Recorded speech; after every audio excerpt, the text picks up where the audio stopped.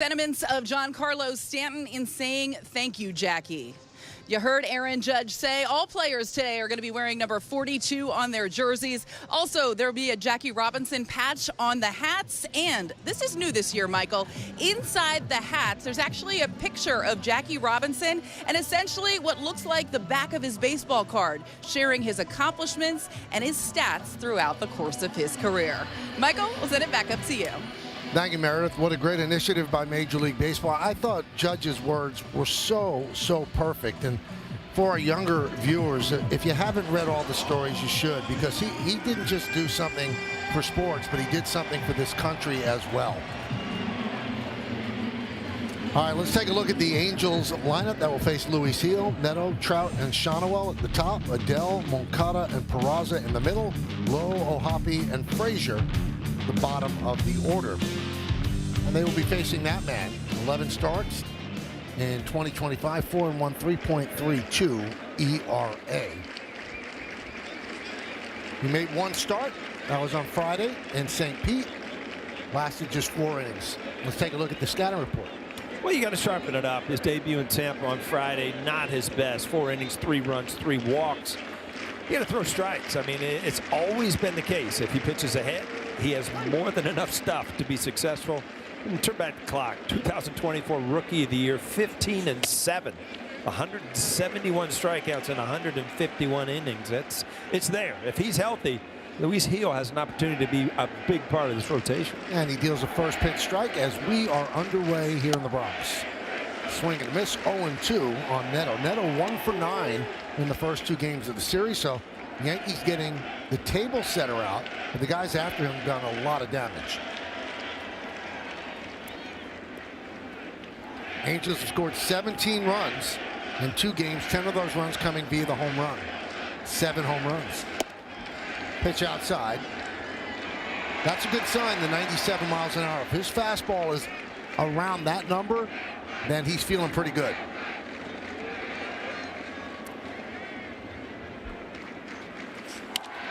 That one is clubbed down the left field line. It is a fair ball, and it bounces into the seats. A leadoff double for Neto.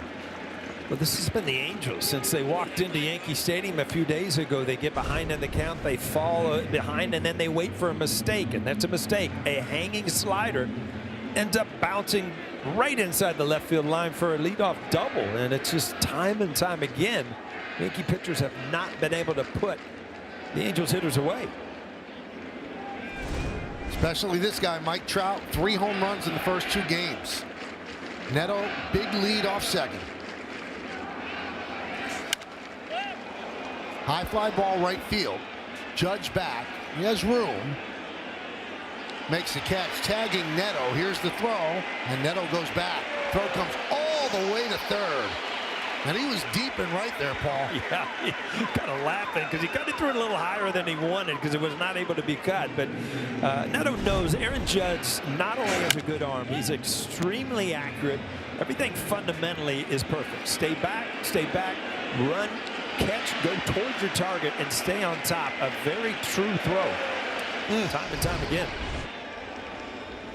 So they retire Trout. Here's Nolan Shonwell.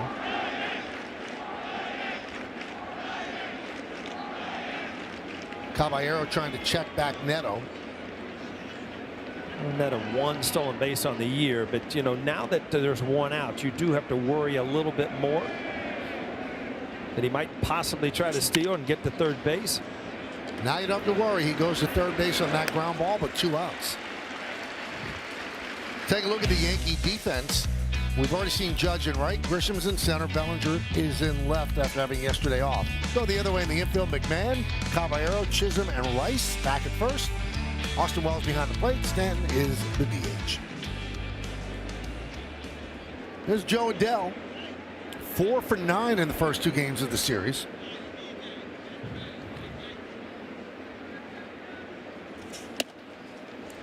And the pitch high.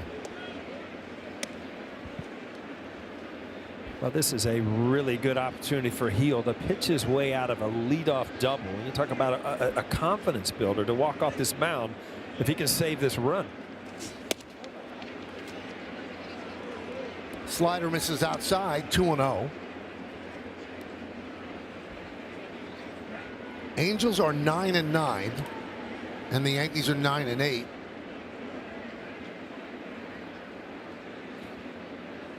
One guy that you really don't want to give in to, and that ball's a little bit out of the strike zone, got a good swing and a miss, is Adele. He had a good year offensively, hitting .315 coming into the game. I was watching him hit batting practice today, Michael. He hit a couple balls like Aaron Judge hits him. I mean, all the way out in the mid bleachers above the State Farm song. Unbelievable power.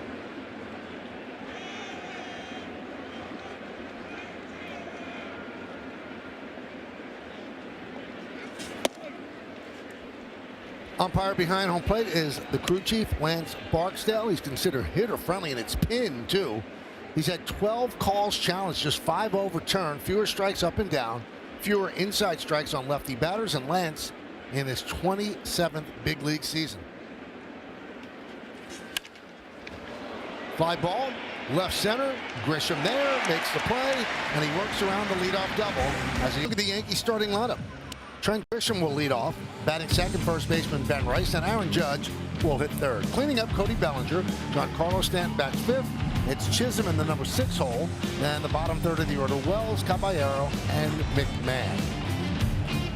So let's take a look at Kohanowitz and what he's about. His numbers much better than they were last year. This will be his 4th start, 2-0 with a 3.24 ERA. Yeah, his lifetime number's not great, but he's off and running this year. Good start to the season, 2-0, and he's coming off a great start in Cincinnati. 7 innings, 2 hits, and only gave up 1 run, and he will pitch to contact. 55% ground ball rate, which is 3rd in the American League. Only 12.8% strikeout rate, which is the lowest in the American League. And more soft stuff. He's throwing more changeups, and he's using a higher angle of his arm, which makes all the sense in the world to me. He's 6'7". The higher you get your release point, the harder it is for a pitcher or a hitter to pick it up. And the righty deals. And what directly over the top is doing for him is making his changeup better. Because when he dropped his arm a little bit, it's harder to throw the changeup that way. So now he's got that pitch to offset his other pitches as well. And it's worked, Paul, because last year he had a 6.81 ERA. And that was the highest for any major league pitcher who threw 100 or more innings. Yeah, height is an advantage as a pitcher. I mean, you're so, you talk about the window. Grisham had a little ground ball there, easy first out. But you talk about the little window that you kind of pick up the baseball release point wise, and all of a sudden you throw a guy who's 6'7". It's a totally different way. You shut the other window and try to open up another one, and you're really not used to it. And the Angels as a pitching staff raving about their new pitching coach, the veteran Mike Maddox. Maddox really knows his stuff, and he's had success at a lot of stops in the big leagues. Here's Ben Rice. 1-0. Yeah, Mark Gubicza, good ex-pitcher in the major leagues, does their television, and he was in here earlier talking about it. He's talked about staying tall. Use it as an advantage. I mean, pitchers understand release points can mean a lot. Nice play by Neto. Took a base hit away from Rice. Take a look at the rest of the Angels defense. Lowe, Trout, and Adele. Just on Neto. Frazier's the second baseman, so that's your keystone combo. Peraza at third, Shawano at first, Ohapi behind the plate, Moncada the DH.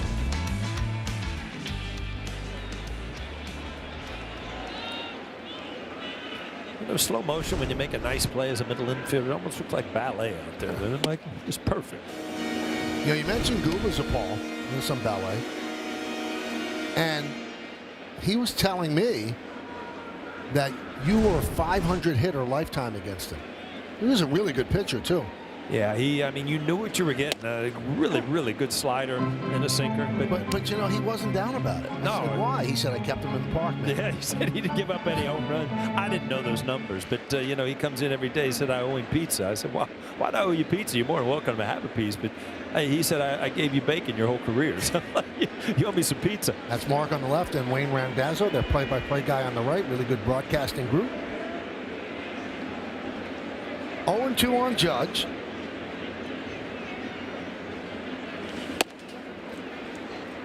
One and two. We got 6-7 against 6-7, right? Aaron Judge. Somewhere my daughter's on 6-7. Yeah. 1-2. Drill deep to right field. Going back Adele. Track. Wall. See ya. Into the judge's chambers. A long home run the other way. And the Yankees lead 1-0.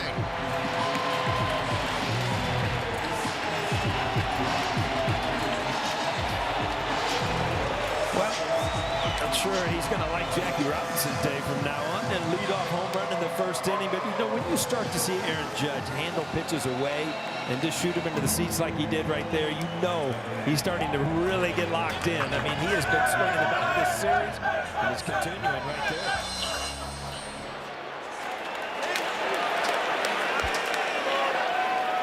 Here's Bellinger.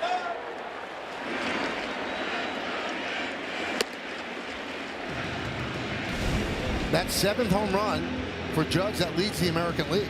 Yeah, that just got a little bit too much of the plate. I thought it was on the outside corner, but it was kind of outer half. And you know, Aaron Judge doesn't need to get pull happy. He does not have to pull the baseball to hit it out of the ballpark, and that's so nice to know that. Two-seam fastball just did not have enough movement and had a little too much of home plate. I was going to say number 99, but I guess he number 42 took him in the seats. What an advantage, Paul. This is his 88th career home run in the first inning. You know, you worry about some guys, their pregame and how they get ready for a game. Well, you don't have to worry about Aaron Judge. His first inning at bats are as good as anybody in the league. So he only trails Babe Ruth with 126, Mickey Mantle with 103. And he's passed Lou Gehrig and Derek Jeter.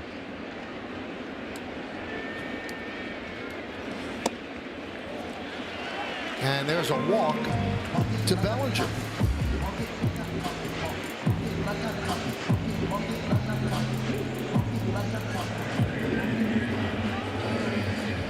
That's going to bring up Giancarlo Stanton.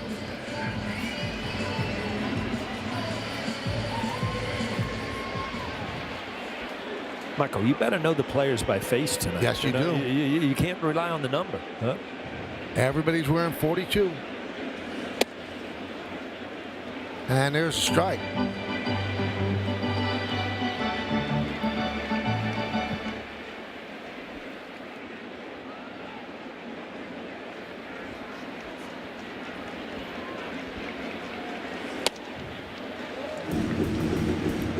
One thing, Paul, and you know this, baseball players are quite superstitious. So Stanton didn't have a great game yesterday, so the red belt's off, the red spikes are off.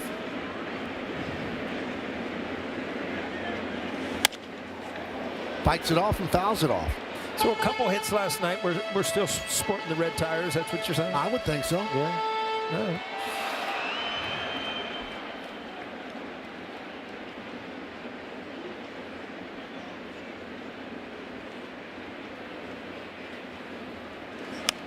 You know, the cool thing about everybody wearing 42, because when it first started happening, people just wore 42 in the font of their team's colors.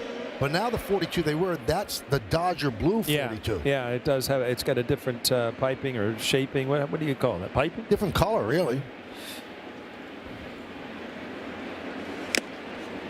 And that's tipped into the glove of O'Hoppe, and that'll do it.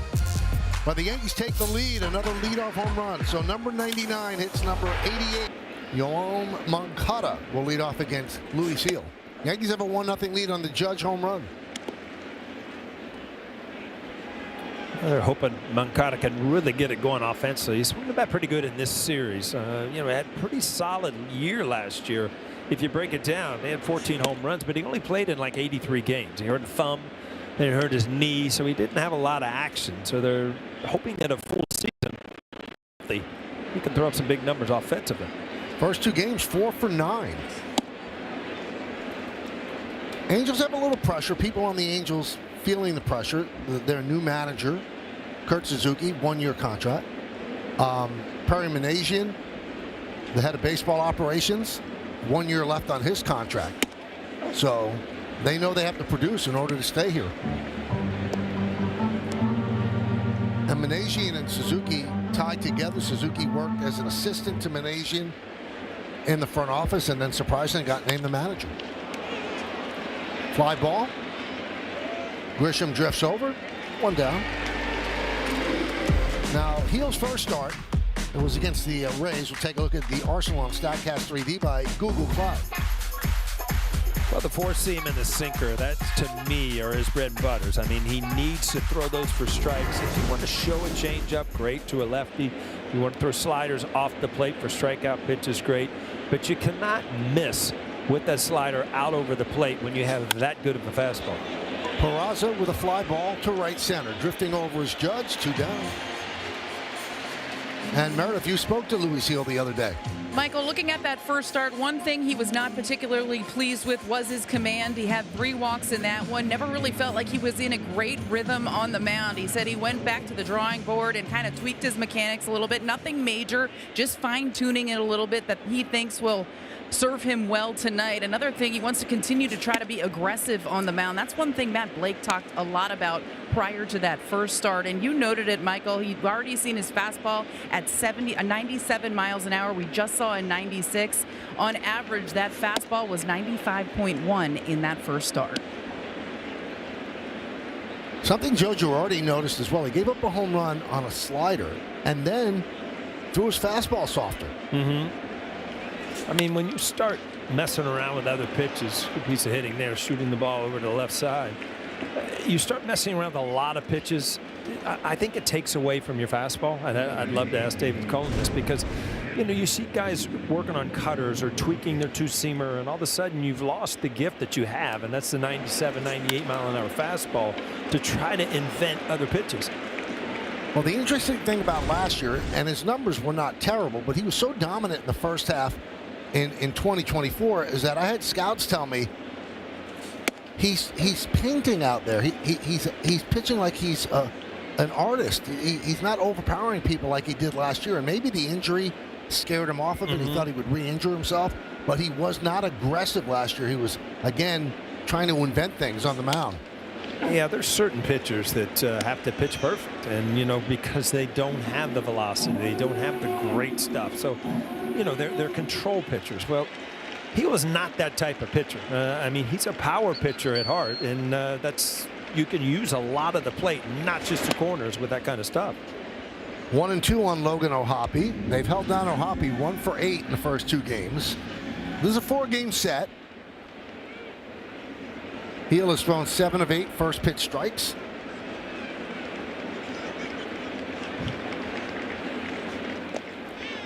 Keeping Low close.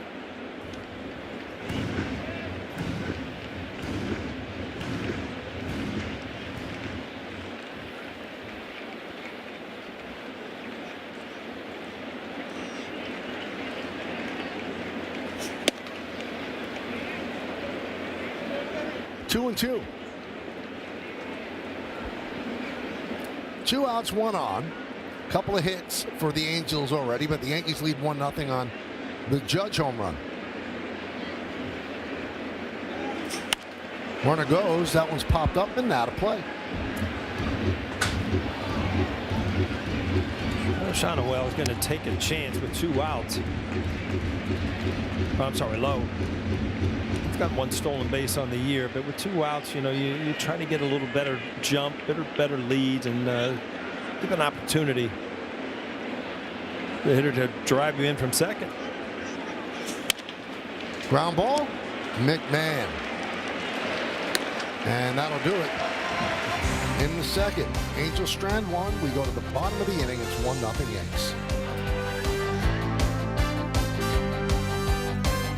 Now, as ever before, join baseball in commemorating Jackie Robinson Day and visit MLBtogether.com/42 to learn more. What a quiet and dignified tribute by Jazz Chisholm to Jackie Robinson. The way he's wearing his pants, loose and blousy, just the way Robinson did.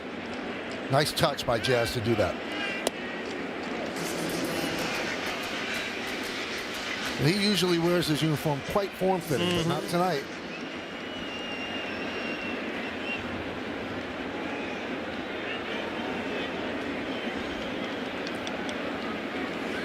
Chisholm still looking. He's looking for a swing. Hitting 177. He's 1 for 6 in this series.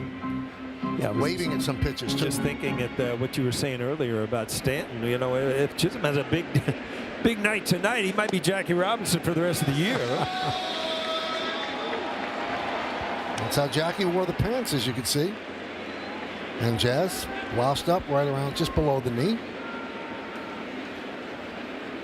So 3-0. And a strike from Kohanowitz.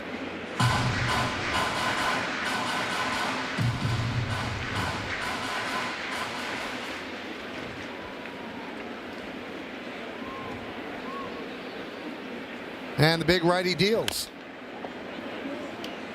3-2.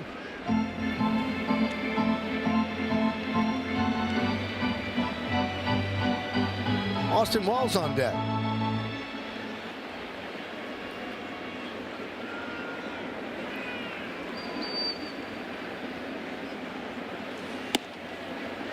And that just missed. Good take by Jazz as he leads off with a walk.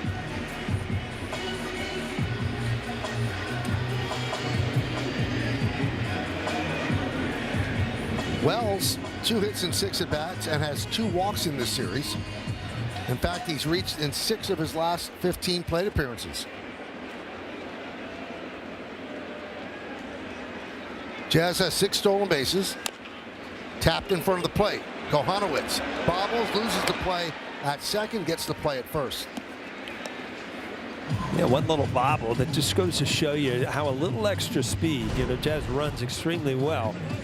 Most players, you bobble it, you still get the out, but not with Jazz. All right, I can't get a handle. I better get an out somewhere.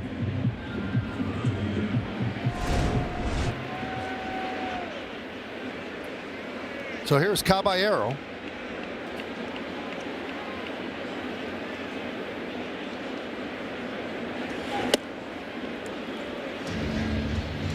You see his height, as much as it helps him on his release point, he's very slow to the plate. 6'7", high leg kick. That's why Jazz, I mean, this would not be a bad time to try to steal third base.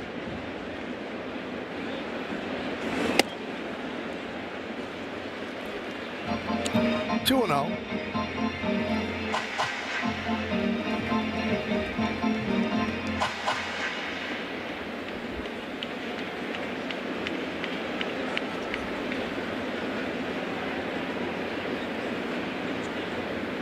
And the pitch. 3-0 on Caballero. Well, case in point, he is really taking a long time, you know, to throw the pitch to hold Jazz close. He's almost lost the hitter. Caballero with 3-0 right here.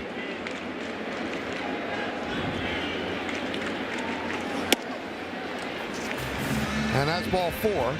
That's the 3rd walk so far in the game for Kohanowitz.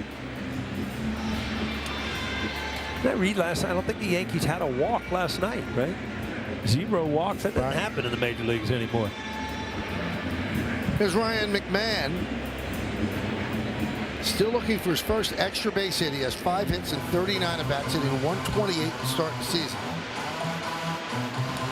And the Yankees have a recipe for a double steal out there on the bases. Both Jazz and Caballero each have 6 stolen bases.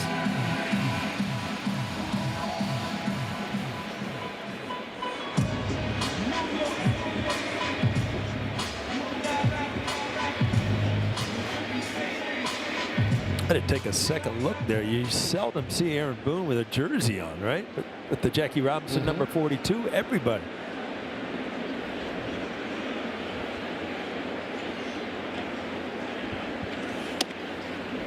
And a strike to McMahon.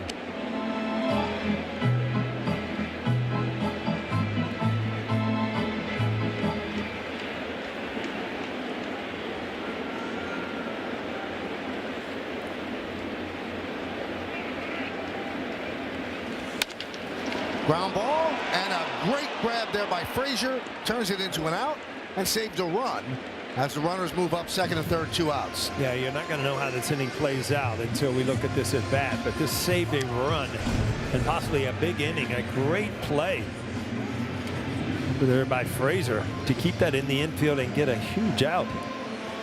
Kohanowitz moves to his left, and down goes Frazier.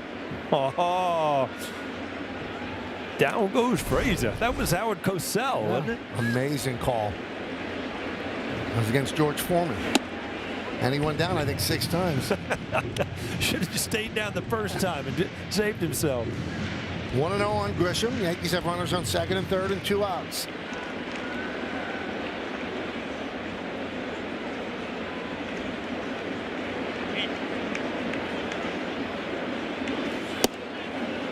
Strike, 1-1.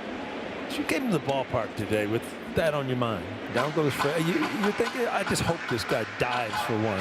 I did not come to the ballpark thinking that. Really? Yeah, I can't even tell you what I was thinking. Coming to the ballpark.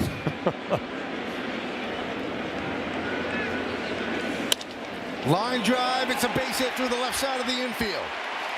Chisholm scores. Caballero scores. It's a big 2-run single for Trent Grisham, and it's 3-0 Yanks. Well, Trent Grisham, 5 RBIs off the bench the other night, and a huge hit here. 2-out hits when you're almost out of an inning. Just kill pitchers. Changeup, not a bad pitch. He just goes with it.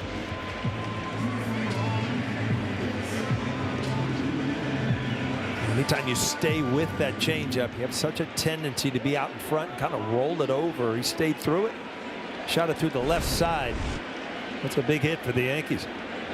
Ben Rice takes a strike. See how the bat hits the ball and goes through it. It does not come around it and kind of give up on it. And if you do that with an off-speed pitch away, you're just going to roll it over to second base.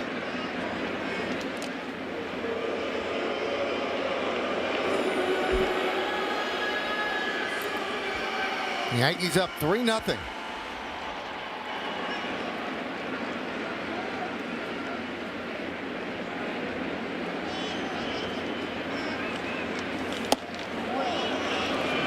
One and one.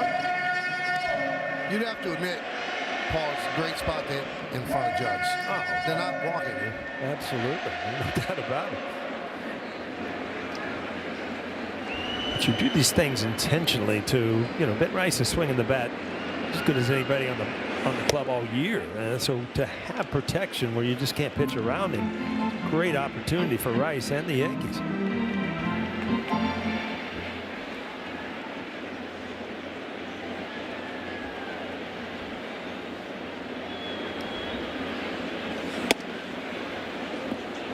Two and two.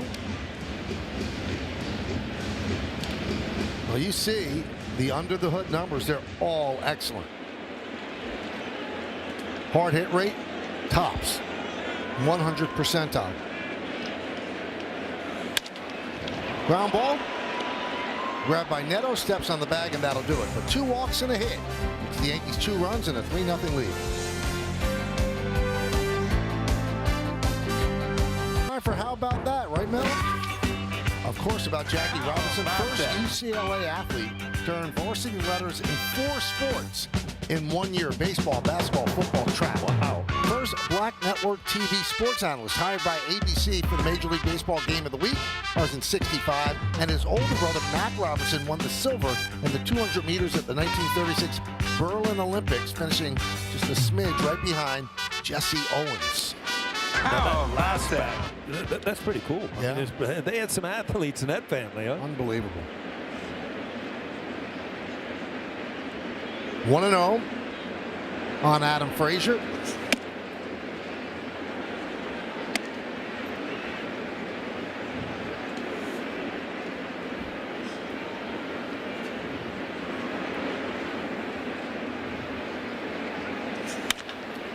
High fly ball.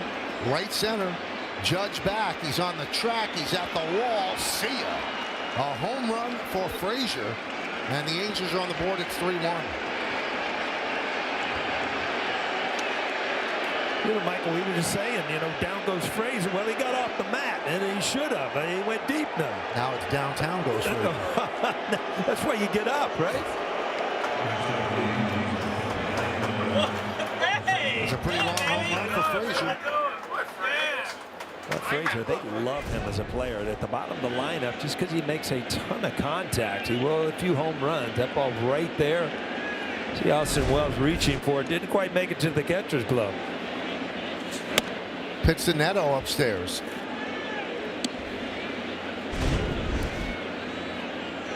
Boy, everything is in sync there. You see that ball going right off the sweet spot of the bat.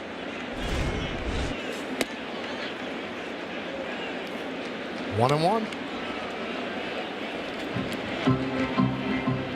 Neto doubled down the left field line in the first inning. Was stranded at third. Ground ball. Caballero. One away.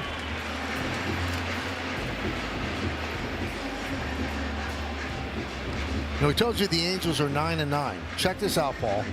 They've been 2-2, 3-3, 5-5, 6-6, 7-7, 8-8. The only one they missed was 4-4.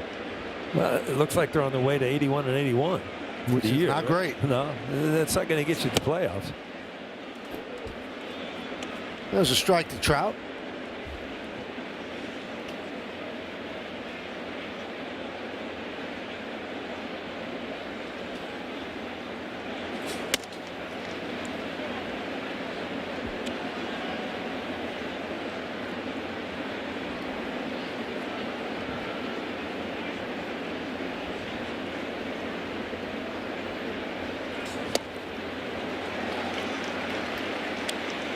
Yeah, good spot for a changeup. I don't know if that was Wells' call or he'll feel like he needed to, but you get Mike Trout in a fastball count and you challenge him, you're going to be asking for another baseball.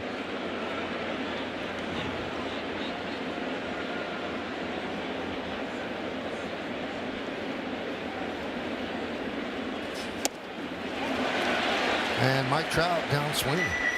Yeah, back-to-back, really good changeup. Great movement down on both of them. I think that Mike Trout does sit off speed with 2 strikes, but off speed meaning a breaking ball. Usually, a lot of times as a hitter, you don't pick up the spin of a changeup as easy as you do a breaking ball.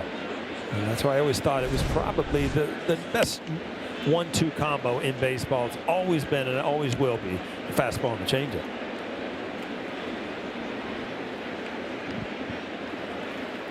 One 1-0 on Shawnoel. You know, we joked around about them being 81-81, right? They've had 10 straight losing seasons. They have not had a winning record since 2015. Nice play by Jazz. Gets up, fires, got him. Put a star next to that one for Jazz Chisholm to end the inning. So Frazier gives him a run, and it's a 3-1 Yankee lead. But Jazz stopped them right there to end the inning.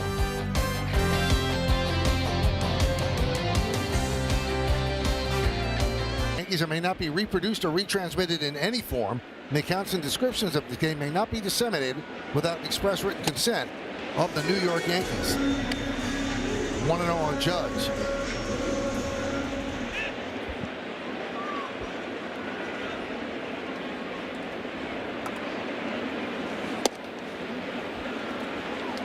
So Judge hit his 7th home run of the year in the first inning, and it was the opposite way. First opposite field home run of the year for him. He's pulled 5 and 1 to center. And that one's pulled and knocked down by Peraza. Fires to first and picked by Shawnoel to get Judge. Well, it's never been a question about Peraza's defense. This ball was hit extremely hard from Aaron Judge. He gloved it, didn't quite get it, but got an easy bounce back to his hand and strong enough arm to still get Aaron Judge. It's a quick reaction to bare hand that ball and get rid of it. Bellinger takes high.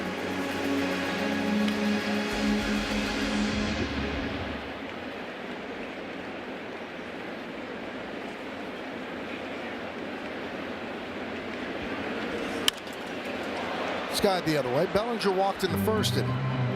In this series, 1 for 5. He had yesterday off.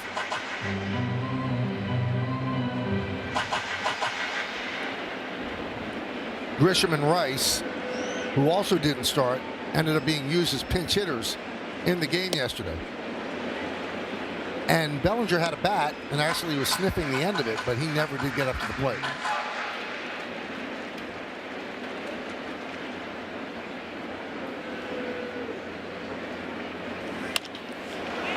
And that one is looped into right center field. It's going to dunk in for a base hit.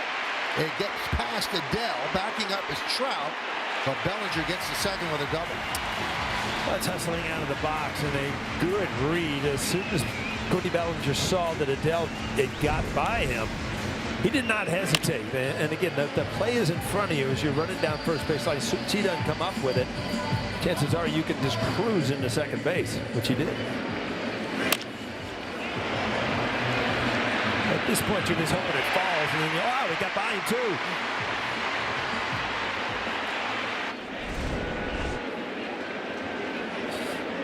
We talked game one where Adele has really worked on his defense. It's always been kind of a question mark. His power, his offensive numbers, they always felt like we're going to be fine. But defensively, he's been pretty solid this year. The double by Bellinger, third hit for the Yanks. And they've also drawn 3 walks. So they've had the good old traffic. We had a little traffic today too, didn't we, Mike? A bit more than it's been, yeah, a little bit more. Not terrible. It's one of those words that now that we use it in baseball, it could be a good thing or a bad thing. Baseball, it's good. Deegan, it's bad. Deegan is horrible. I know when I get through all the game notes and I'm not even on the Deegan yet, coming from Westchester, it's a bad day of traffic. Not great. And Stanton strikes out for the second time against Kohanowitz. 2-away. A high target, then right down the middle. Up with the fastball.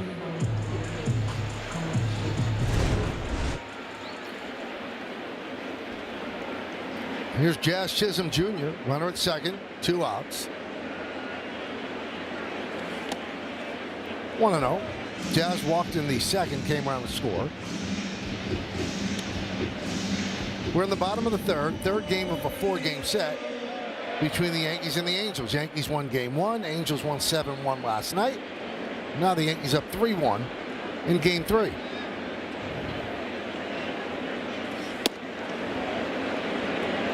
One and one.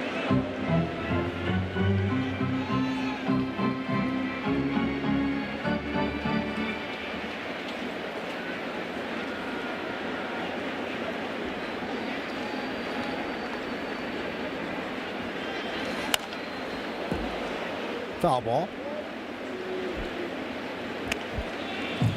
It's funny if you see what Jazz is doing at the plate, and it's all because of that 0 in the home run column. You really need the ball out over the plate a little bit to really get to the barrel, and unless you're really quick. But the ball inside is the one you think you can pull. And I mean, that ball right there, really the only way you're going to hit it hard is to hammer it foul, which he did, because you're so conscious about the inside part of the plate because you know you can drive that ball out of the ballpark. 1-2. Swing and a miss. Jazz down on strikes. Well, the double is wasted. Bellinger stranded at second. We go to the 4th. Dude, now you just said his name on the air. Right. Joe Adele takes outside from Luis Gil as we start inning number 4.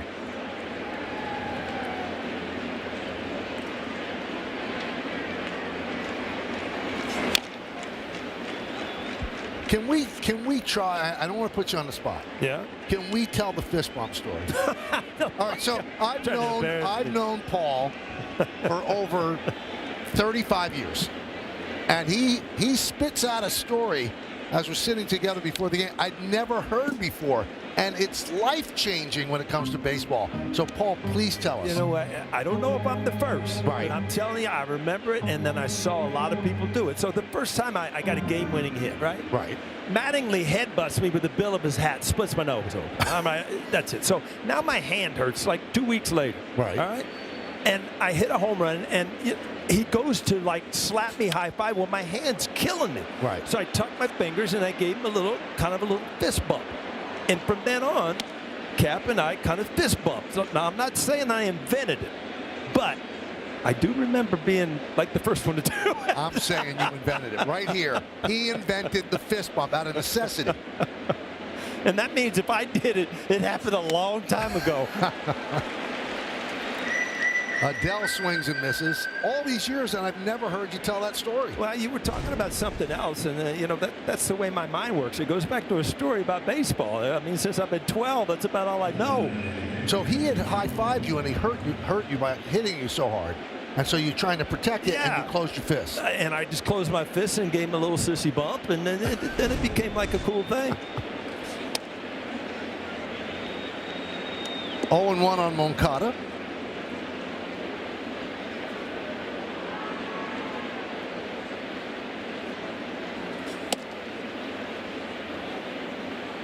One and one. Moncada with a fly ball to center in the second.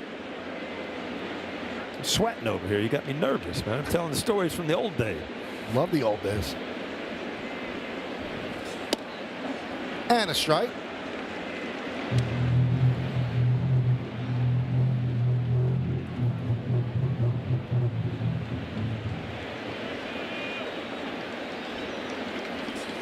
Swing and a miss. Moncada down on strikes. Now, from a great story from Paul, with Peraza coming up, Meredith has an equally great story. Well, Michael, as we know, he was signed by the Yankees in 2017 out of Venezuela, and he never really reached his full potential in pinstripes. Last night, however, 3 for 3 with a home run and a walk. Aaron Boone told me after the game, he absolutely killed us. He was right in the middle of all of it. Peraza was asked after the game if there were any hard feelings getting traded at the deadline, no longer being a Yankee, and he said, I get it. It's baseball, but it's also business. I'm with the Angels right now, and though a lot of my first memories were here in the Bronx, I'm happy where I'm at right now and every day. Now, we noticed the offense yesterday, something that we never saw consistently when he was with the Yankees. He did say he made a little bit of a tweak this spring where he changed his stance a little bit. That allows him to be a bit more in control of his body. We'll see how that plays out the rest of the season, but he did mention it is nice to be back, nice to see some of his former teammates, but he's very aware he's wearing Angels across his chest right now. Thank you, Meredith. And remember, there was a battle between Peraza and Volpe. And Peraza won that battle in spring training, or Volpe won the battle and became the shortstop. And Peraza really never found his stroke ball. We mentioned this yesterday on the broadcast. You saw something there. You liked his swing. When he came, I'm like, wow, this kid is something. I mean, because you didn't have to worry about his defense. It was all about his offense. And he had crushed a home run, stole a couple bases. I'm like, you're looking at a 30-30 guy that can play infield. I mean, this guy's going to do everything, and it just did not pan out. Full count on Peraza. He had a fly ball to right in the second. 2 outs on 2 strikeouts. 3 strikeouts on the night for Luis Gil.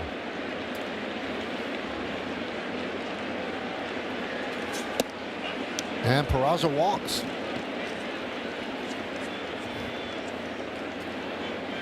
Will Warren, Luis Gil, and Oswald Peraza all out of the Yankee system. Talking about the minor league days, I'm sure. Talking about the old clubhouse. Much more fun to have a conversation in Yankee Stadium than it is in AA sitting on a wood bench. You know that?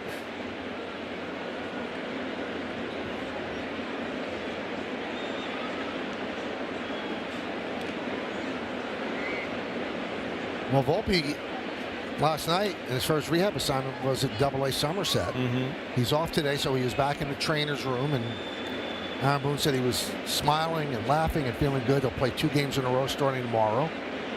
And it just reminds me of something that Mattingly once told me when, you know, his back gave him problems and he was on the injured list. At that time, it was the disabled list. And he said, there's no worse feeling. And I said, why? He said, you're a non-person. He said, they're still your friends. They still respect you. But if you're not playing and you're injured, you're a non-person. You're not in the fight. You don't feel the emotion. I mean, You know, it doesn't kick in until after a little while, though. I mean, you could take a couple days off, Right. fine. But, you know, if you have an extended time, you know, something that you've been doing your whole life taken away from you that you kind of take for granted, all of a sudden you realize how much you miss it. And he was the captain of the team. And he said, you can't lead when you're not playing. You just can't. He said, again, people respect you, but they look at you differently. Because, like Paul just said, you're not in the fight.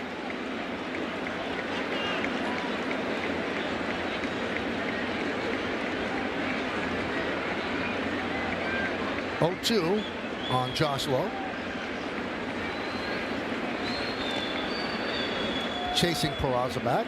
Yeah, Peraza is really in Hill's head. I mean, you see him really holding the ball. Peraza can run. He's only got 1 stolen base on the year, but in the minor leagues, stole over 30 bases a few times. Runner goes. Throw is high. Nice grab by Caballero. Keeping it in the infield, but Peraza with the stolen base. Yeah, a lot to do with that pitch, the changeup, which he has really thrown well the last inning and a half. He's kind of gone away from the slider and trying to get strikeouts with the changeup. A very good pitch, an easy pitch to run on.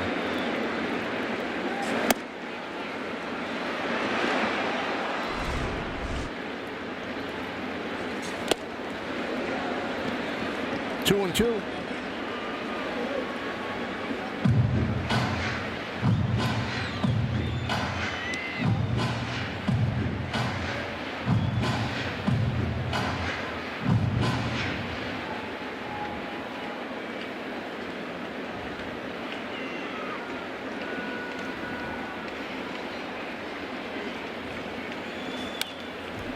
Foul back to the screen. Each team with 3 hits. Yankees lead 3-1. Home run by Judge. And then a 2-run single by Grisham. And the run for the Angels, a solo home run by Adam Frazier. Of course it's solo. They have 1 run. Count 3-2.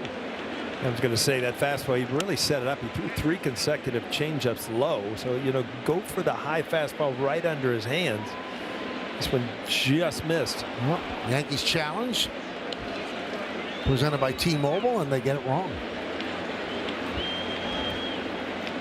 Ball started with strike 3. Instead, it's now 3-2. So they're down to 1 challenge.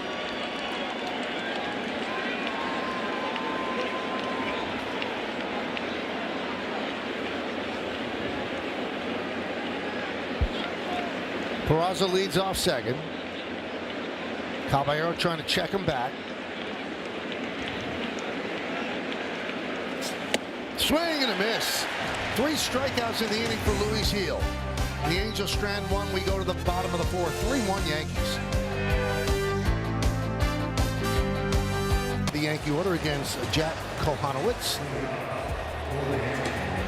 You know, Reed Detmers pitched so well for the Angels last night. Managers always go out of the way and say, you know, pitcher did well. But Boone said, listen, I don't want to take anything away from Detmers, but we have to be better than that. And he shook up the lineup a little bit today. He said he just wanted to get a different feel.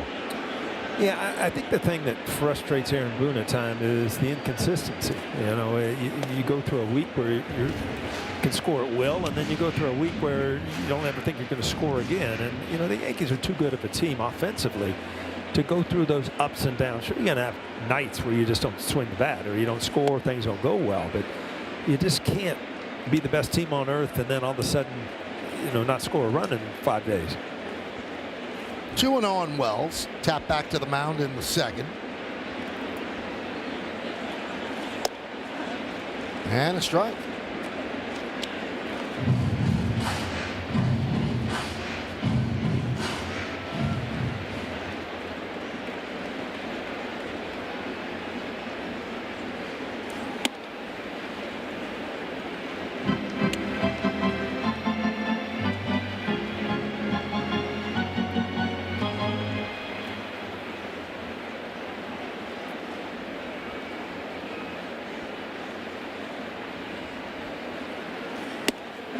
And a strike to Wells. 3-2.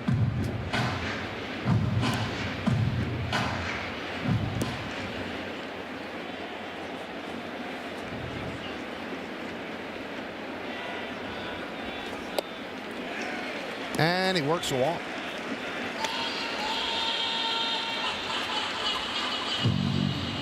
So on this date in 1998, the Yankees played the Angels.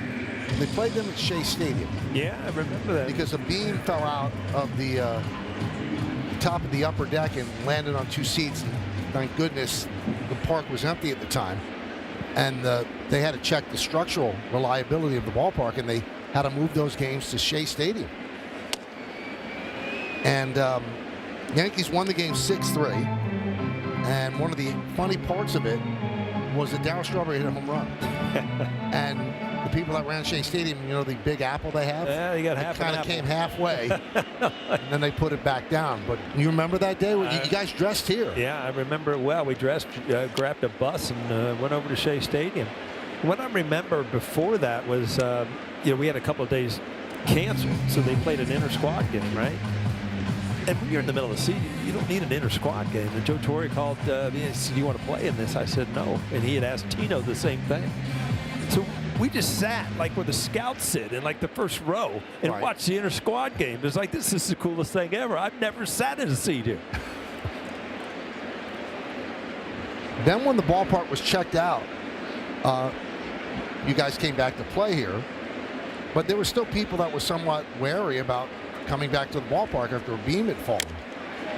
And that game, George Steinbrenner sat in the stands on the seats where the beam fell to show that it was okay. And he watched the game from there. And here's Strawberry's home run at that game in Shea Stadium. And the Apple said, let's go back down. Just showed the New York City skyline and said, "See you later."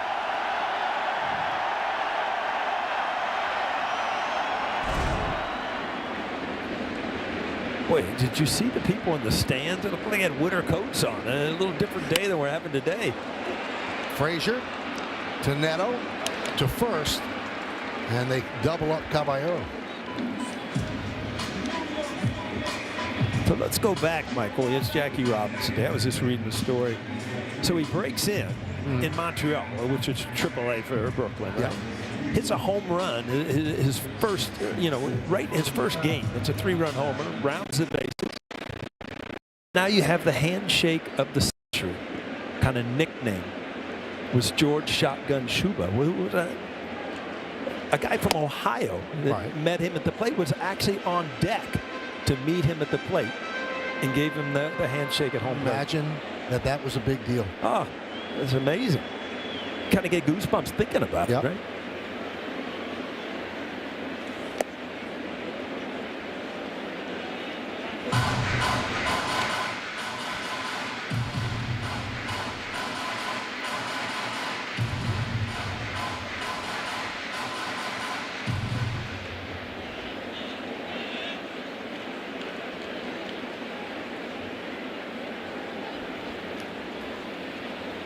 1-1 inside. McMahon jackknifes out of the way. And there he is wearing the Montreal jersey. Boy, that picture says it all. He was no longer kept out. 2-2.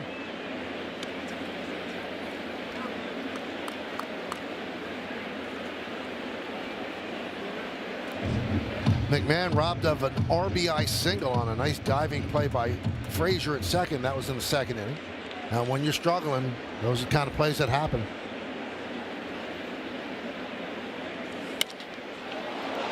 Skied left field. Low in the corner.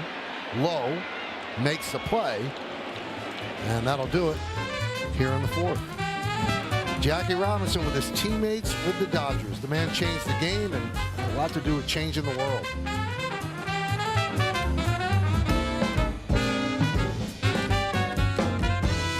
He signed of that picture, and he signed it underneath "You're out." Yeah. He was out.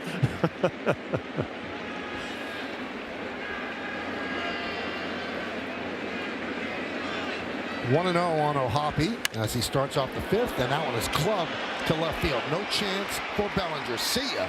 A long home run into the bleachers for O'Hoppe, and now it's 3-2 Yankees. Again, we've talked about it's about location. Sure, you can't question the pitch. It's a fastball, but it's up middle.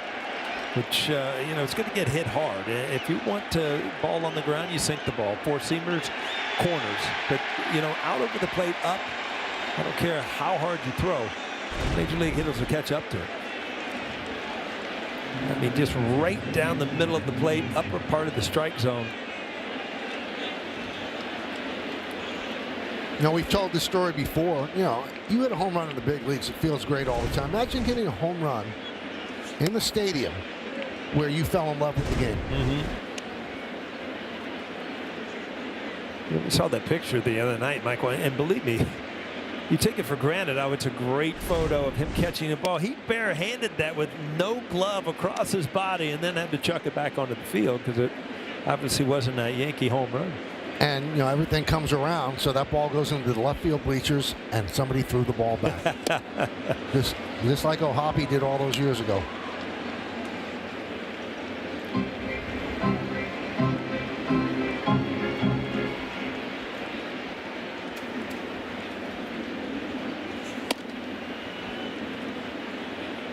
O'Hoppe's family is at the game today.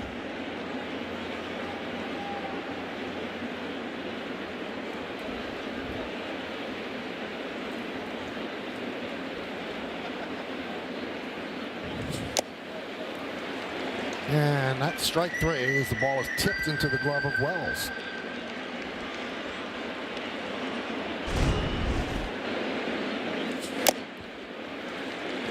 The difference on the location, same pitch, four-seam fastball, but down the kind of inner half and just ticked. But it's something you have to adjust to because it's not right down the middle of the plate. Neto takes the ball, 1-0. Neto 1 for 2.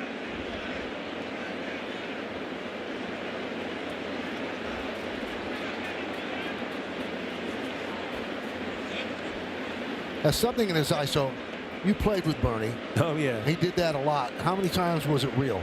You know what? I think he did it.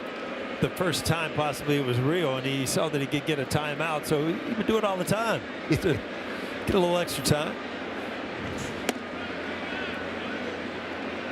Saw yesterday, Bernie tweeted out that he was playing with Hootie and the Blowfish. Darius Rucker, huh? Yeah. Played golf with him one time. Big sports fan, right? Yeah, huge sports fan. The Dolphins make him cry. I was going to say he referenced a lot of sports even in his songs. And a strike to Neto. Dolphins make a lot of fans cry. Batter is challenging the strike call. Neto's going to challenge that. ABS powered by T-Mobile.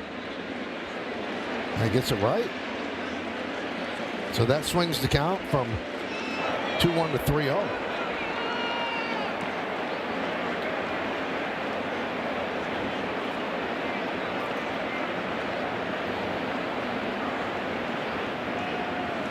Ball 4. And that's ball 4.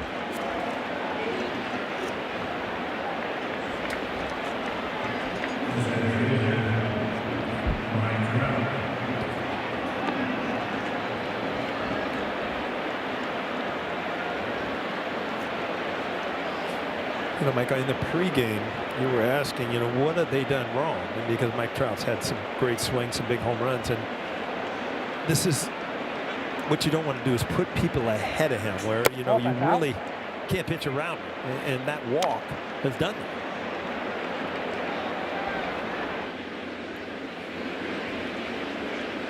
One on, one out. Trout 0 for 2 tonight.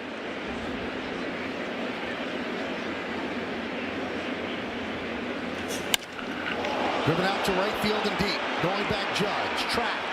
Wall. See ya. Trout's done it again. His 4th home run of the series. A 2-run shot. And the Angels take the lead 4-3. Well, he's shown in this series he can catch up to the fastball and he can hit the breaking ball as well. But again, by putting a runner ahead of him on base, as a hitter, you know that they're coming after you. And you talk about people that Mike Trout has people here too. Now with mom and dad.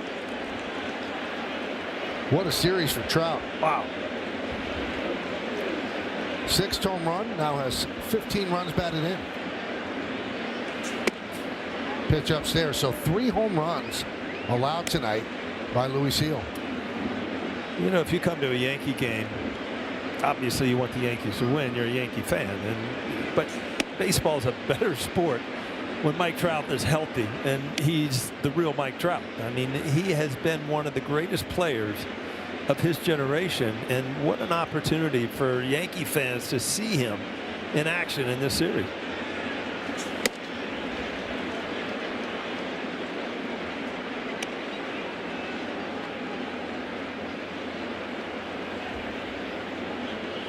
Brent Hedrick is up.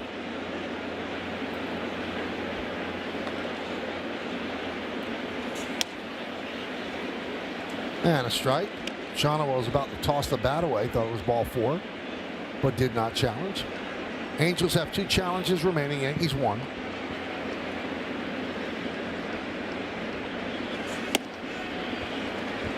Good change up there, the count 3-2. Yeah, you know, you almost wonder if he could have gone to the changeup with Trout, because he looked like he was sitting fastball all the way. But since the 2nd inning, where he got a couple strikeouts with a changeup, that's been his best off-speed pitch. The slider has not been real sharp today.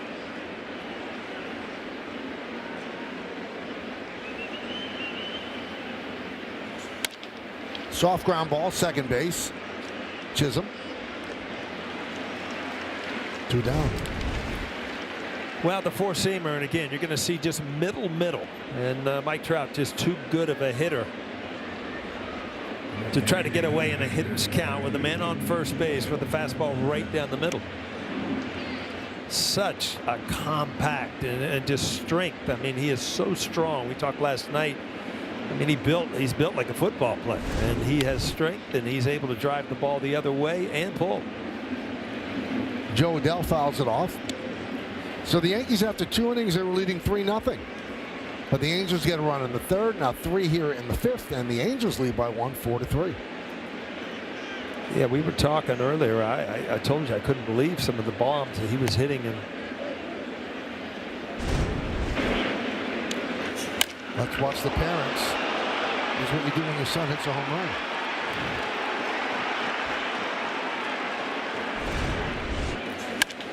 Hit sharply. Nice play by Caballero. Sets and fires. He gets Adell. Beautiful play by the Yankee shortstop. But the Angels get 3. We're halfway through. They're up. On that on yes. Just a wonderful, wonderful place. So much to see, so much to learn about the life and times of Jack Roosevelt Robinson.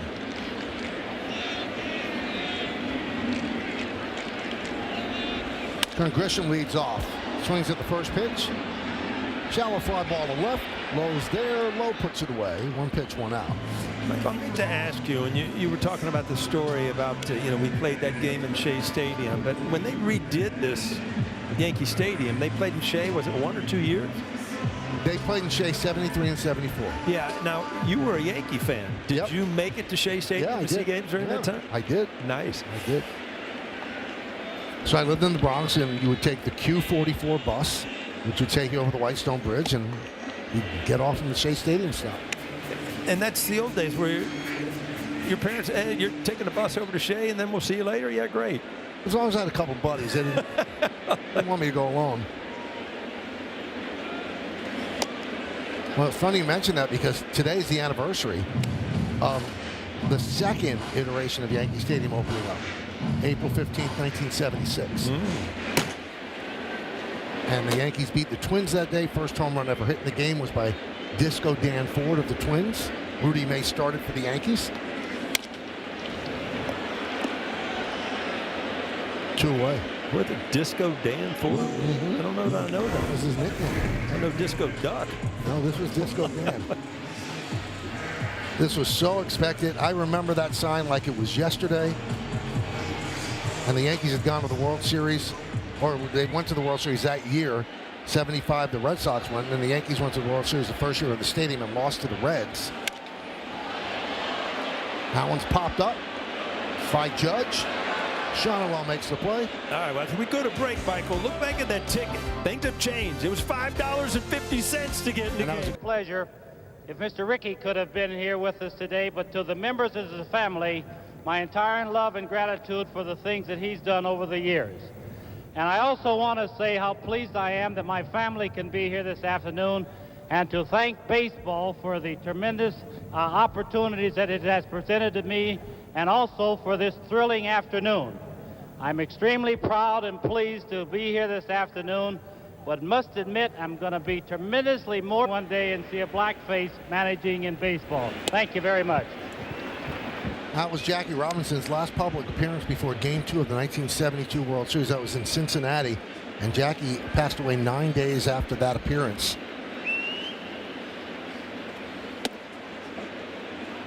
New pitcher for the Yankees, Tim Hill.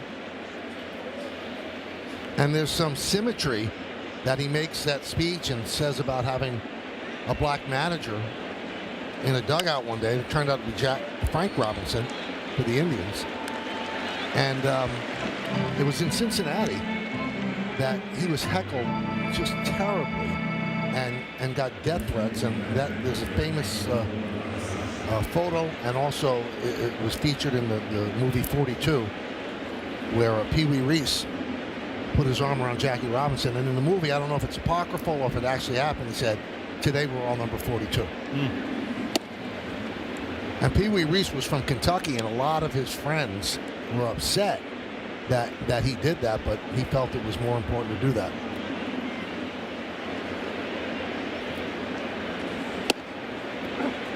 Strike to Peraza.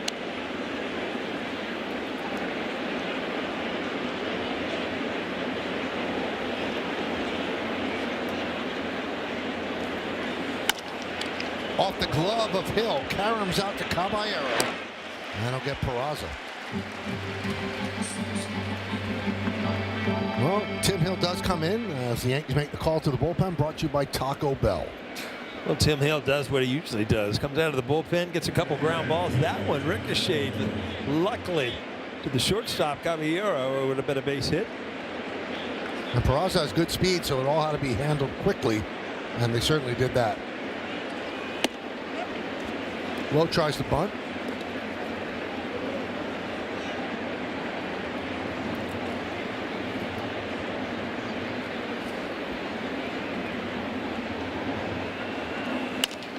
Right back to Hill.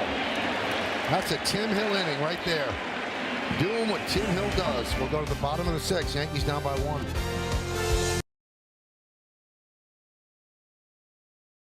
You know what? I was thinking the same thing, because the more I read about his career, it wasn't all happy times. Oh. I mean, he had some problems, but what an unbelievable player.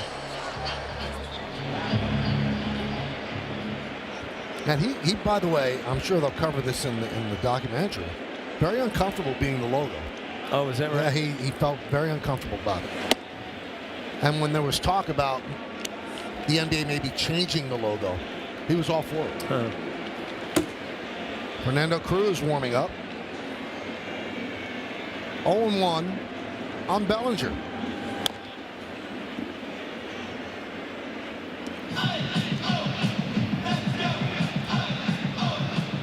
They say the MLB logo, which is behind home plate right now, is actually Harmon Killebrew. Yeah, Harmon Killebrew from the Twins. But the brilliance of that logo, if you take a look at it, Paul. Grounded to first, diving stop by Shonowell. And he flips to Kohanowitz, and they get Bellinger, although Bellinger is pointing to the dugout, thinking he might have been safe. Let's see if the Yankees challenge. Well, he's walking back to first base like he knows he's safe, but they said no. No. Anaheim, on paper, coming into this series, oh, he just barely got the base. That's what he was thinking about. But coming into this series, I mean, one of their glaring weaknesses was their defense. And, you know, they have made some plays this series.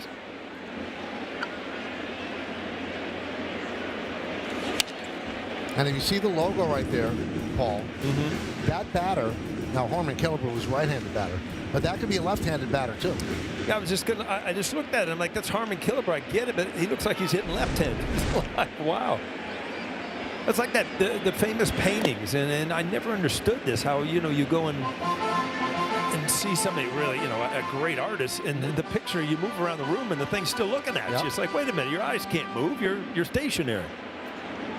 You go to the Louvre, Miss Lisa looks at you wherever you go. Grounded. Foul. That's Mona Lisa. I don't know her that well. Yeah.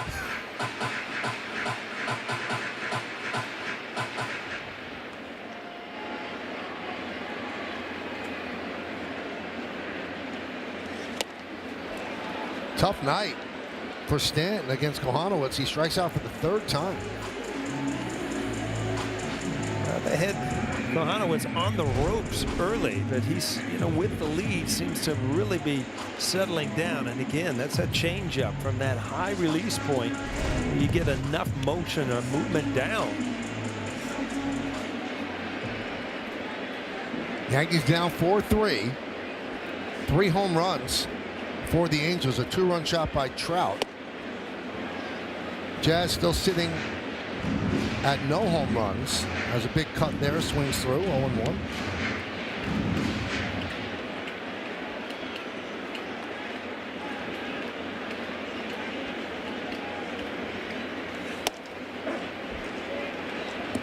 Crowd of 41,019. Announced crowd here at Yankee Stadium on this Wednesday evening. I took a walk this afternoon with my wife, and it felt like summer out. I mean, it was, what, mid-80s today? Yeah, it was unbelievable. You were lying to me when you were texting me with these fur coats and stuff, huh? It wasn't a fur coat. Let's get that right. It was a snorkel coat. Snorkel? The big hood with the fake fur around it. Oh, so there was a little fur on it. So. Fake fur.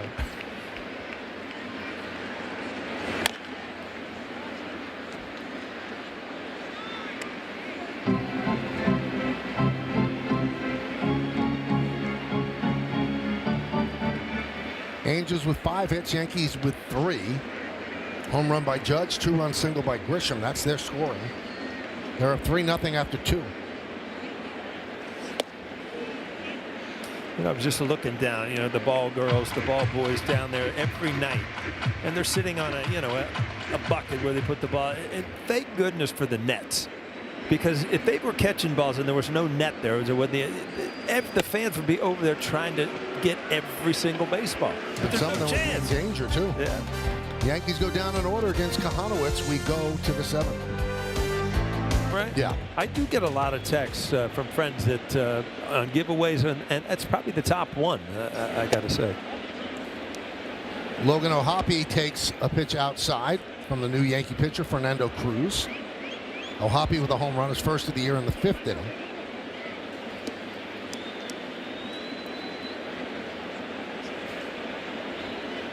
Well, you have 2 kids, so I usually give the giveaways. I give mine to you because, I know what it's like to walk in with one present with 2 kids. So I'm going to have to leave you hanging because I'm going to have to keep it for Girardi. And also your grandchildren. Well, they're a little big. Okay. That jersey's a little big for my tribe at this point. 2-0. You mentioned the price of the ticket we showed for the opening of Yankee Stadium, the second Yankee Stadium, and that was in 1976. And don't ask me how, Paul, but I think I actually had my parents drive me to the stadium, and I went to the advanced ticket window, and I had a ticket to that game. Last row of the upper deck, $1.50. $1.50. And that was like, I was going to go to the new Yankee Stadium. It was so incredibly anticipated. But the biggest deal was check swing, slow roller, going to be a tough play. Jazz Chisholm makes it. They talked about the whole time it was being built.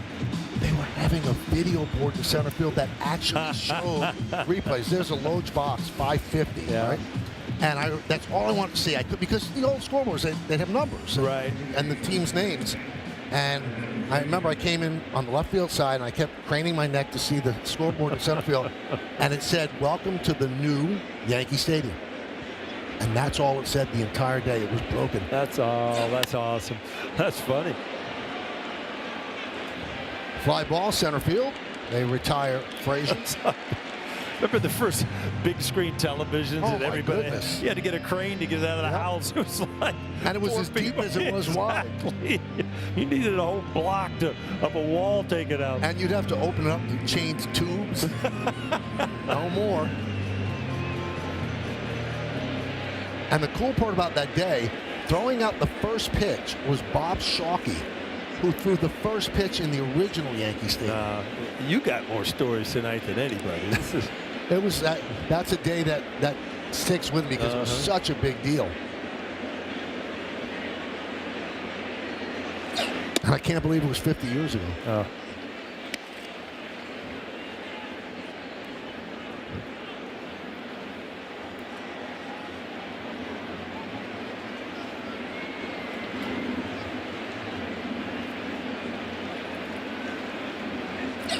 Now, Brian Hoke, who covers the Yankees for MLB.com, had a story today about the old Yankee Stadium being open. The catcher's challenging the ball call. Oh, they're going to challenge this ball call. So another challenge by Wells, powered by T-Mobile, and he's right. Call is overturned. Strike. After the stadium opened in the next day's Daily News, right? Remember Phil Pepe? Yeah. He wrote sarcastically, perhaps they will bring back Dick Tidrow to throw out the first ball if they've remodeled Yankee Stadium 2 into Yankee Stadium 3 in the year 2026 at a cost of several billion. He was only a couple of years off.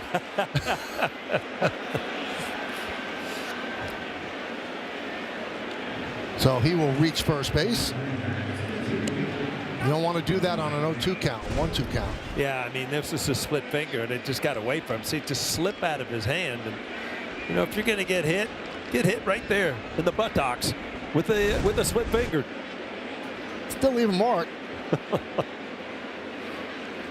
So the tale of the tape by the two heavyweights, two guys going to the Hall of Fame, two guys with 3 MVPs, two guys with Rookie of the Years, two guys with the identical career batting average of .293. They've both done quite well in this series. The first game, they both hit 2 home runs, and today they both have a home run. And greatness, I'm sure, admires greatness, so they realize what they are and what the other one is. Yeah, and I would assume that, you see Aaron Judge get off to a good start, hit a home run, and then you see Trout hit one, and all of a sudden it does become a little competition just because you're the big names in the game today. Well, let's take a look at the home runs for those guys at the Spectrum Exit Velo. So today, Judge was 105.7 and Trout 102.8. Here's Trout, 4 home runs in the series. That's why the hit by pitch on Neto was so huge. You mentioned this in the 5th inning. They walked Neto, and then all of a sudden you got Trout coming up with a man on base. And I can remember Trout's at bat against Cruz in Game 1, where he really did not even offer it to split finger. Cruz could not control it. So, this is a different day, obviously. So that's a good sign to get ahead where, that split finger, you can get a swing and a miss outside the strike zone. Very hard to get to that pitch if you can't get ahead.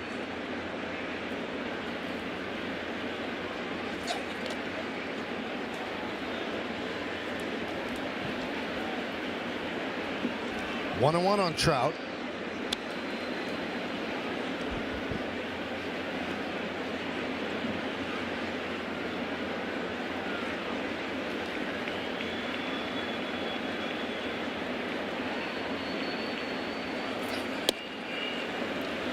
Now 1-2. Now, what do you think, Paul? He sits fastball. You think with 2 strikes he sits off speed? I think he sits off speed. He's so quick inside that he doesn't worry about that pitch. Most players have to guard inside, but he is so quick that he can kind of sit off speed away.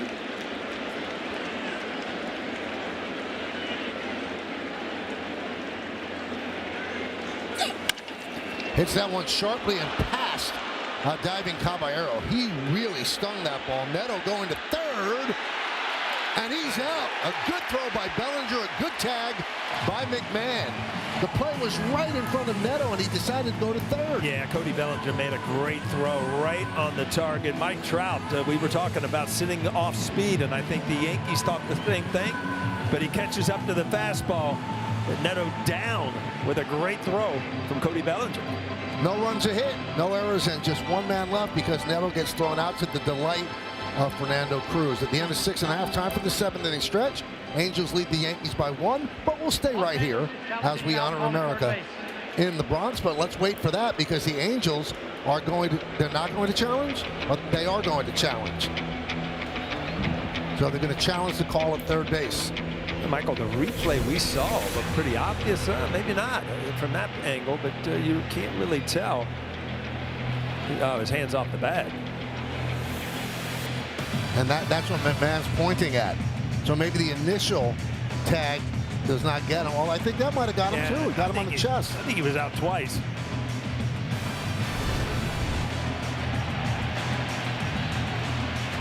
And Neto yelling, he pushed me off. You know, a swipe tag. It didn't look like McMahon intentionally. He kind of just held the glove too.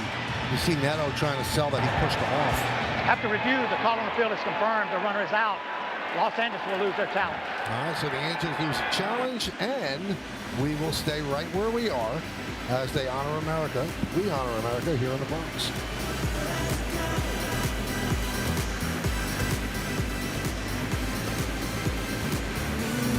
Off and fouls the ball away against Kohanowitz. Now time for the 7th inning recap, brought to you by Car Shield. 4-6-0 for the Angels, 3-3-0 for the Yanks. Kohanowitz has pitched 6, still in there. Trout, the 2-run home run, gave the Angels the lead. Perfect bunt by Wells. Wow, he could add a double on that, but he stops at first with a single. You just got to keep it in the grass, because if it gets off the grass to the corner on the dirt, it's got enough spin to roll foul. This was absolutely done perfectly. They're thinking maybe I should do that. Couple of lefties. Well, with that shift, you can take plenty of time. It's not like you really got to get out of the box. If you make the proper bunt, you can walk to first base. But a nice job, down 1 run. Good thinking. Good changeup. You can see he's almost leaving because it's an off-speed pitch. And the old torpedo bat, it can bunt too. Just perfect. Perfectly executed. A long mound visit by the pitching coach, Mike Maddox. You know, Michael, this is the 7th inning stretch, and we just sat down from God Bless America. And the reason I say that is there's a lot of stories out there that Gene Autry, who was the founder of the Angels, the singing cowboy, back in, what, 1961, I think, was the first guy that really pushed for God Bless America to be part of a baseball game, and now it's a staple. Here's Caballero, and Wells goes. Neto thought about going to second, but because Wells was going, he makes it. They make the out at first, and the runner moves into scoring position. Yeah, that to me possibly a hit and run, because Wells is off, looks back, Caballero puts it in play. But by being in motion, you know, you stay out of the double play, and Wells now at second base. Well, it's George Steinbrenner who made it a staple on the 7th inning stretch every single game. Right. The Yankees are the only team to do that. Every other team does it on Sundays. The Yankees do it every day. Ryan McMahon swings and misses. 92 pitches for Kohanowitz. Angels lead 4-3. We're in the bottom of the 7th. McMahon looking for his first big Yankee moment in 2026. Strike. Well, I might have to tip my hat on that one. That ball was kind of up and in. And I guess he thought it like it was a strike.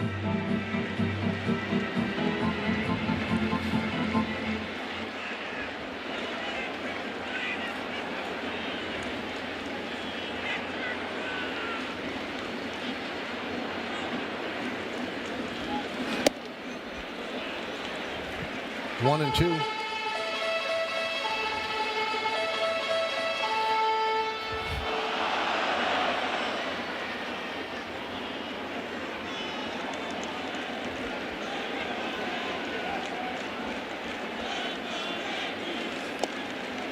Two and two on McMahon. Number 9 batter. On deck is Trent Grisham. Kohanowitz gave up 2 runs in the second after giving up the solo home run to Judge in the first, and like he could unravel on him, but he collected himself. He's held the Yankees down since then.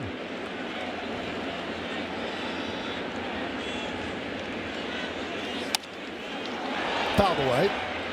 Last time up, McMahon hit it into the corner in left field. It drove low to the warning track, so he did drive the ball, just didn't find grass or seats.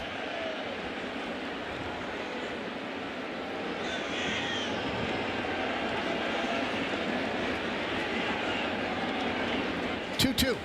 Swing and a miss. Struck him out. Dialed it up to 97. And the crowd showing its displeasure. Well, you look at McMahon, and you know things have got to get better, but I would love to see, to tell you the truth, how he kind of grips the bat, because sometimes I feel like his top hand is really not part of his swing, and I think he needs to really get that top hand over the ball where he's straight to the baseball. We're going to figure this out over the break, Michael, and we're going to come back and fix it. All right. He goes counter. The Angels bringing in a left-hander, Drew Pomeranz, by sending up Paul Goldschmidt to pinch hit for Trent Grisham. Has had a great comeback, but off to a tough start this year, but solid inning the other night against the Yankees.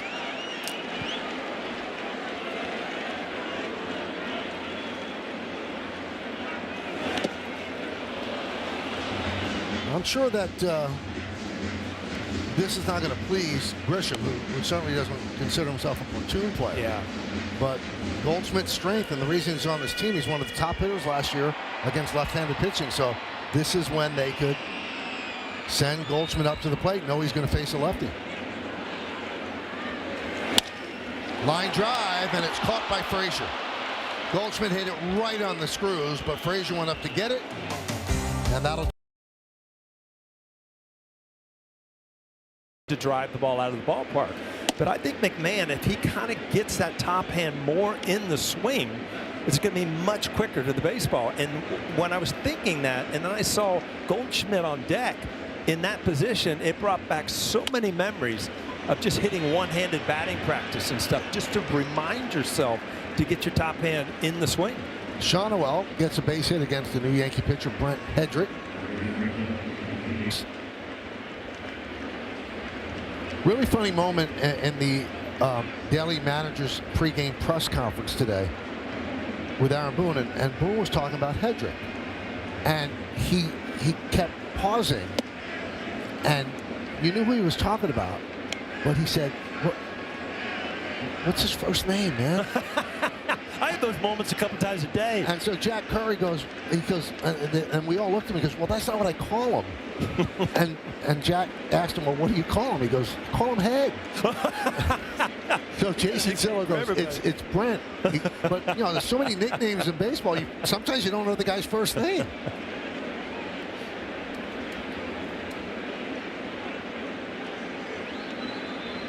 And he also revealed, Paul, that the other nickname that the team has for Hedrick is Grande Manos. He has huge hands, supposedly. Grande Manos. There you go.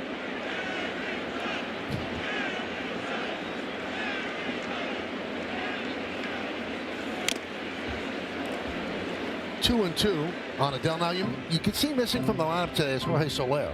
Yeah. Who's been damaging for them. Now, he was suspended 7 games for his altercation against the Braves. He appealed it, and they heard the appeal, and they cut the suspension down to 4, but he begins serving it today. So the Angels are playing a man down. He must have made a compelling argument to have it drop from 7 to 4. Yeah, usually when you appeal something, you know, you might get a game or two, but you know, at 7 to 4, that's a pretty good deal. So the Angels only have 3 players on the bench, not 4. Playing with 25, not 26. Wow. That one is blistered into the seats. Hope everybody's okay. It was over the screen, so it was able to get into the seats. You know, today's Jackie Robinson Day, and Joe Adele actually visited the Jackie Robinson Museum. And he was interviewed on MLB Network, and he said it was beautiful. It's important for players to know about the past. Ground ball, McMahon. There's one. On the first. It's a double play. Around the horn, 5-4-3. Well, and a big double play, too. I mean, you're running out of outs, and you're still down a run. So, leadoff single. Adele's been really good lately. You got a nice double play, tailor-made.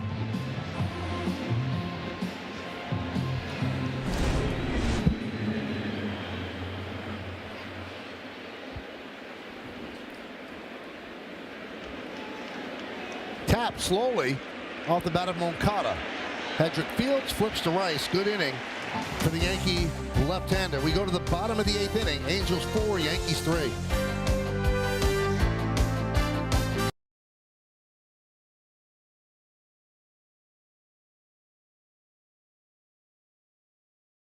And they visit the Texas Rangers. So Pomeranz stays in. And Ben Rice leads off. Rice, Judge, and Bellinger here in the 8th. Yankees down by 1.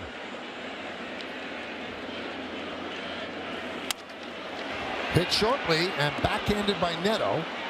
Fires the first. 1 down.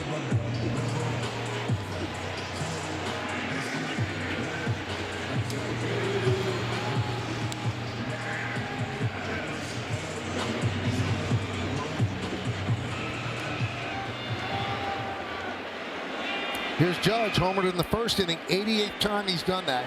A first inning home run.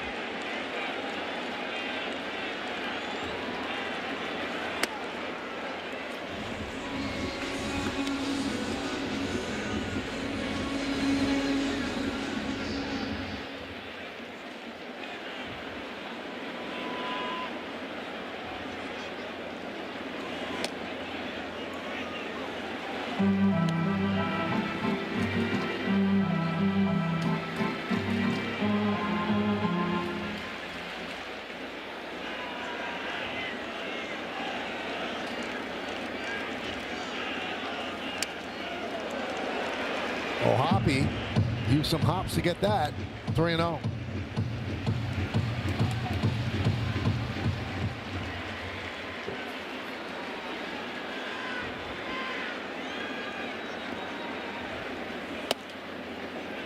And there's a strike.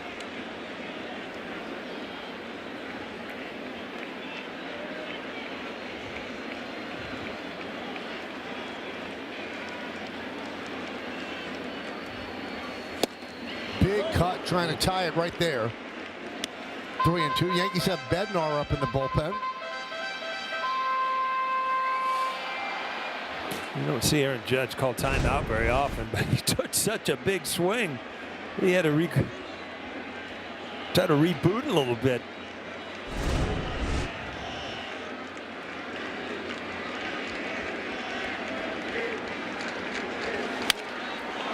High pop-up.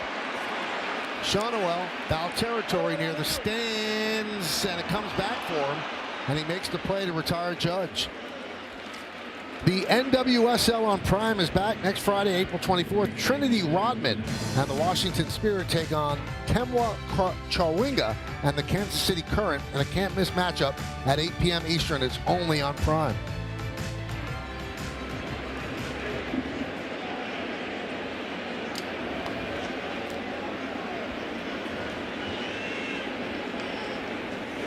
Bellinger pops it up. Peraza. Quite an inning for Pomeranz, the heart of the Yankee order, and he gets them 1, 2, 3. We go to the 9th. And he could do it all. Blindingly fast speed. Ran the bases beautifully. Really good center fielder as well. And just a character on that ball club. Mickey Rivers. David Bednar comes in. There's a ground ball grab by Caballero. Fires to first. And they got him. A beautiful play to get Peraza on both ends. A stretch by Rice, but a great play by Caballero. Well, these big plays to start the inning off are big now because the Yankees still trying to catch the Angels down a run. You don't want to give up here in the 9th. What a big out.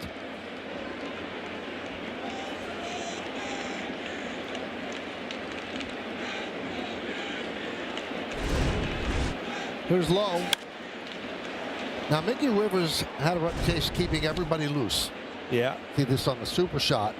And when the Yankees got Goose Gossage, signed him as a free agent during the offseason after 77, he started 78 and really struggled. I mean, got hit hard all the time. And back in those days, the Yankee relief pitchers would come in a bullpen. It was a Datsun, which is now the forerunner to Nissan. And it had pinstripes and the Yankee top hat logo. And they were bringing in Gossage, and Mickey Rivers was out in center field and threw himself on the hood of the car. He said, "Don't have him come in." Yeah, he was originally drafted by the Orioles. And in '75, Mickey Rivers set the Angels single season record, 70 stolen bases. Wow.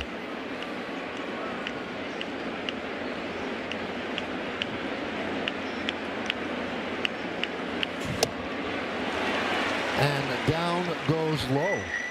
I mean, what a shrewd trade for the Yankees. So the Yankees traded probably the most popular Yankee, other than Thurman. That was Bobby Mercer. And they traded him to the Giants for Bobby Bonds. And Bonds played 1 year with the Yankees. And then they turned around and traded Bobby Bonds to the Angels for Mickey Rivers and Ed Figueroa, two guys instrumental in the 2 Yankee championships. There's the strike to O'Hoppe. Jordan Romano didn't have much luck closing it out the other night. Looks like they're going to bring him in. I was almost wondering, as easy as Pomeranz got through that inning, if he might just roll the dice with him, because once you got Stanton leading off, obviously that's not a great matchup, but then you've got Chisholm and Wells, 2 lefties. So it looks like the closer is Romano, even though he had a tough night. You're going to give him the ball again. Good inning for Bednar. Retires the Angels in order. Can the Yankees rally against Romano? They did on Monday. We'll see if they can do it on Wednesday. Brought in Jordan Romano. He gave up a 2-run home run to Grisham to tie the game. Then Caballero doubled, and then the walk-off wild pitch. That was after 5 hitless games and going 4 for 4 in his previous save chances. This is a reclamation project for Mike Maddox, and before Monday's game it was working out, but he is the closer, so you go to the closer even if he blows the game. Yeah, I mean the best thing you can do is get him back out there and get some confidence, but you also, it's a 4-3 game with Stanton at the plate. Stanton has struck out 3 times tonight. The shot of Romano when Grisham hit the home run told the story. He put both of his hands on his head, and he wasn't challenging the pitch. He just couldn't believe that he had given up the lead.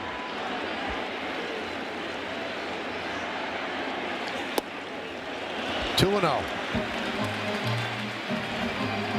They tighten up the defense. Teodosio is in left field for Lowe.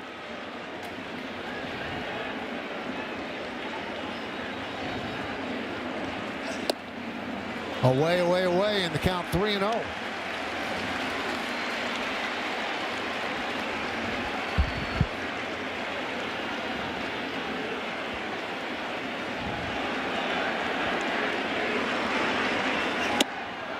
In his career, 2 blown saves against the Yankees, plus a couple of losses in tie games in 2023.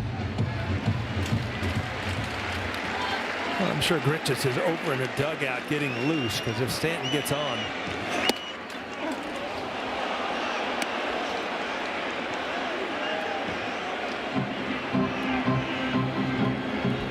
Well, they will probably go to Rosario. Right. 3-2. Teodosio on the run and leaps and makes the play. Oh, they put him in for defense, and it paid off immediately. It's all about speed getting this ball, and he's got it. We talked about his elite speed, and Stanton hammered this ball, just did not elevate it enough. A tremendous catch. Bottom of the 9th, you got something going here. You just don't understand how little time you have chasing a Stanton line drive. Romano just saved Romano's bacon. Here's Jazz. And not only was that speed ball, but I mean, there were hops there. He showed athleticism to jump and make that play. Yeah, he's, I mean, speed, playing deep, no doubles, just everything against Stanton, because that ball was hammered. 1-1. Off the bat, you think, this ball's out of the ballpark off Stanton, and then it had a little top spin to keep it in the park. But 107.5 off the bat to no avail. 1-2 as he swings over the slider. You talk about a good pitch to hit. A hanging slider on the inner half. And it looked like it fooled him enough where he kind of overswung underneath the ball.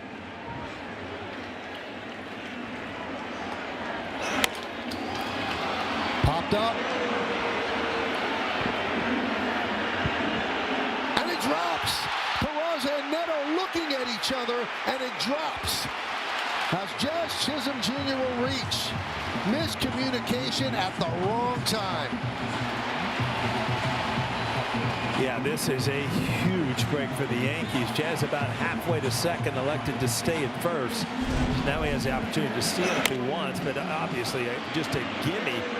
But it looks like Neto wanted it early, then Peraza, didn't know where he was, and next thing there was no communication. But the shortstop is the captain here, the center field and the outfield. This ball has to be caught. So you have one superb defensive play, and then you pull a rock on a pop-up that would have been out number 2, and now obviously Jazz Chisholm Jr. is a threat to go, and it scored a hit. O'Hoppe has thrown out 4 of 19 attempted base stealers, so just a bit over 21%. Yeah, we've all done it, Michael. You pop up, you just don't sprint to first base. You just think it's another out, and he got caught in the middle of the baseline, but it's just human nature. And drops a slider in for a strike to Austin Wells. Wells 1 for 2 with a walk, reached on a perfect bunt down the third base line. That was in the 7th. So he's up now as the winning run. Chisholm is the tying run at first. There he goes. Throw to second. 7 stolen bases of the year for Jazz Chisholm, and now he's in scoring position. Yeah, easily in there. I mean, he had a good pitch to throw on, too. It's just Jazz got a great jump, and you know about his speed. He just beats the baseball to second base.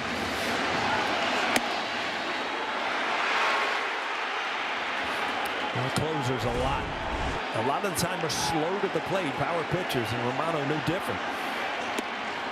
Now, would he dare go to third? Now, you see Peraza playing well off the line from the lefty, swinging well. So, O'Hoppe would have to hit Peraza on the run to try to get Jazz. And you say, well, why steal? With 1 out, it gives you a huge advantage, makes you pull in the infield, and then you can score on an out or a fly ball.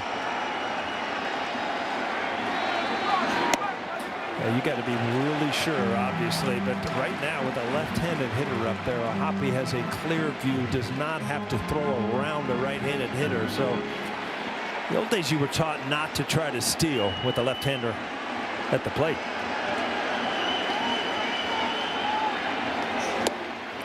Three and 2. This ball right here, probably out of the strike zone, but Romano going with that slider. He went with a lot of them to Jazz also. And Wells calls time. Nail-biting time here in the Bronx in front of a crowd of over 40,000.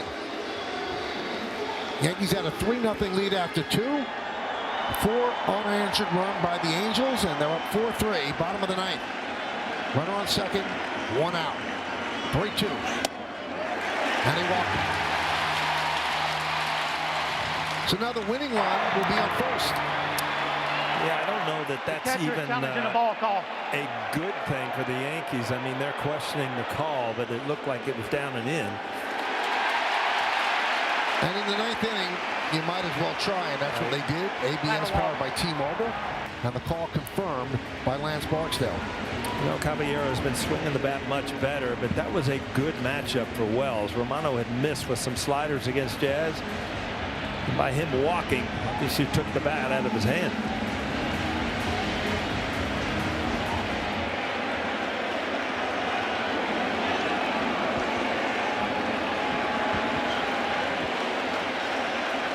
Rosario comes out on deck to pinch hit for McMahon. Caballero's at the plate.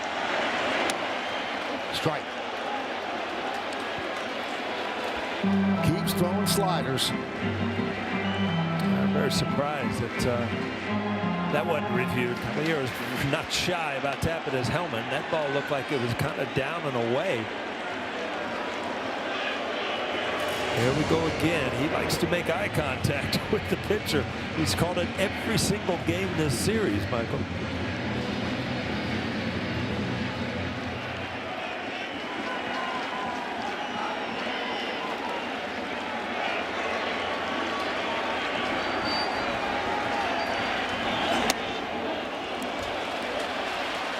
Misses with the fastball.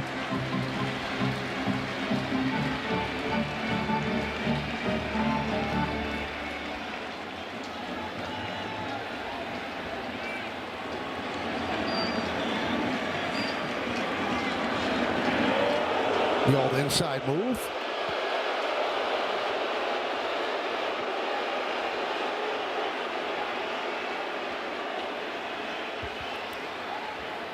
Jazz leads off second, Wells off first. Another good slider, and the count 1-2.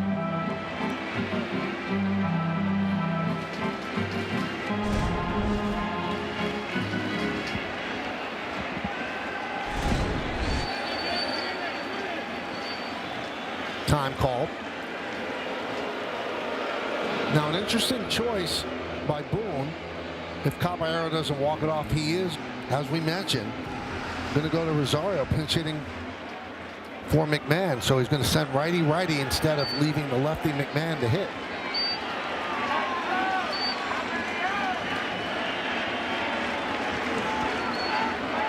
Runners go. Fouled away. They probably had it stolen. Yeah, that's very smart by Jazz. He had been just motionless out there the whole at bat, and then boom, let's just take a chance. Austin Wells had a good read. He was right behind him, so you weren't going to be able to throw behind Jazz. Sam Bachman is up for the Angels in their bullpen.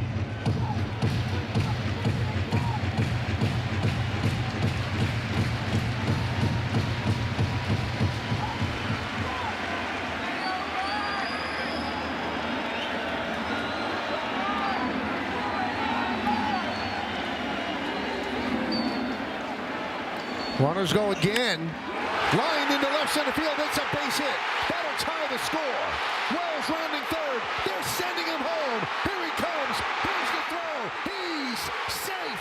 And the Yankees walk it off. And they win 5-4. Caballero comes through. And base running gets the Yankees the victory.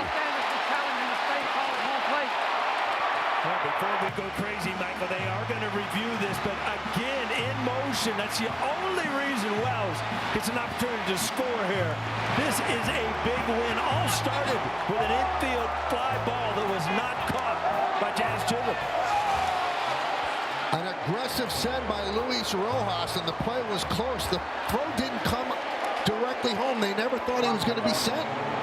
Yeah, your first and second at base hit. It didn't get to the wall, you're thinking, but let's see. It looked like he got in there.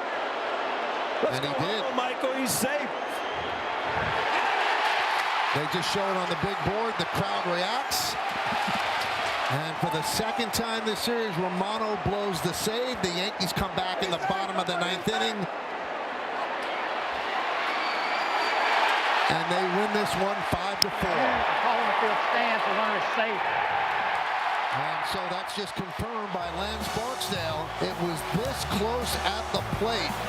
But with the runners going, Paul, that allowed Wells to be able to score. Well, the ball was just up the right field line enough for Wells, but you've got to really credit Wells and Jazz to be in motion, to have the guts to be in motion, and he absolutely scored on a ball in the gap that did not get to the wall. Great win. Exciting baseball, Michael, here in April. So they held a 1-run yesterday, but this time the Yankees get the 5 and the 2 in the 9th that they needed. And Caballero with the big base hit sends it to left center field.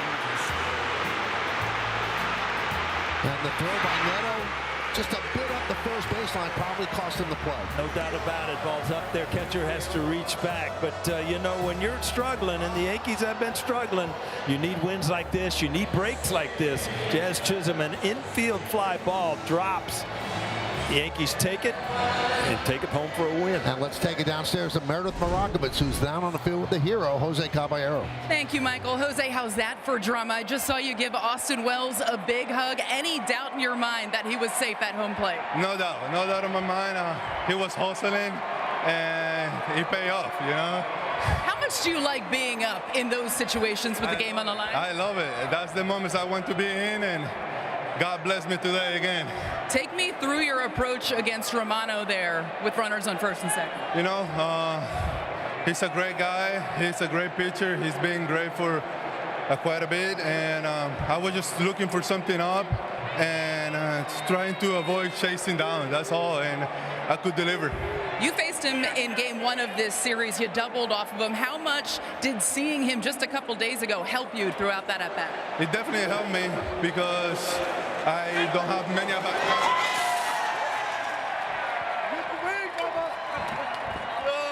Come on, that feels good, right? Oh, that feels great.